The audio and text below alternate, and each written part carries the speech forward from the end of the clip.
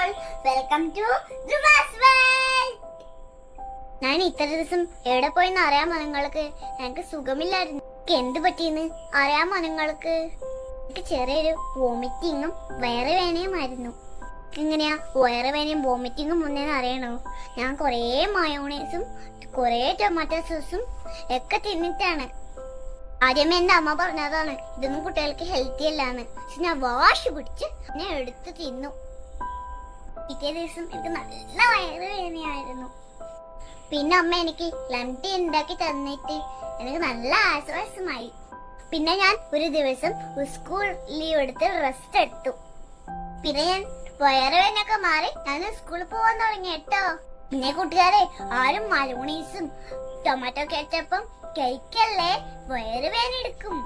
കുട്ടികൾക്ക് കഴിക്കാൻ പറ്റിയ ഹെൽത്തി ഫുഡ്സ് എന്തെല്ലാന്ന് ഞാൻ പറഞ്ഞു തരട്ടെ. എല്ലാ ദിവസം ഒരു ആപ്പിൾ വെച്ച് കഴിക്കണം. ഒരു എഗ്ഗ് നിർബന്ധമായി കഴിക്കണം. 2 എഗ്ഗ് കഴിക്കാറുണ്ട് എന്റെ കരാട്ട മാസ്റ്റർ പറഞ്ഞിട്ട്. പിന്നെ എല്ലാവരും ഒരു ഗ്ലാസ് മിൽക്ക് കഴിക്കണം കേട്ടോ. പിന്നെ ധാരാളം പച്ചക്കറികൾ കഴിക്കണേ. പിന്നെ മത്സ്യം, ഇറച്ചി എന്നിവയും കഴിക്കണേ. ഇതൊക്കെ നിങ്ങൾക്ക് ഹെൽത്തിനും സ്കിന്നിനും നല്ലതാണേ. എല്ലാവരും ഹെൽത്ത് ഫുഡ് മാത്രം കഴിക്കണേ.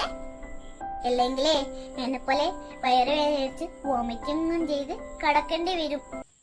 അപ്പൊ കുട്ടികളെ, ആരും മറക്കല്ലേ ഹെൽത്തി ഫുഡ്സ്.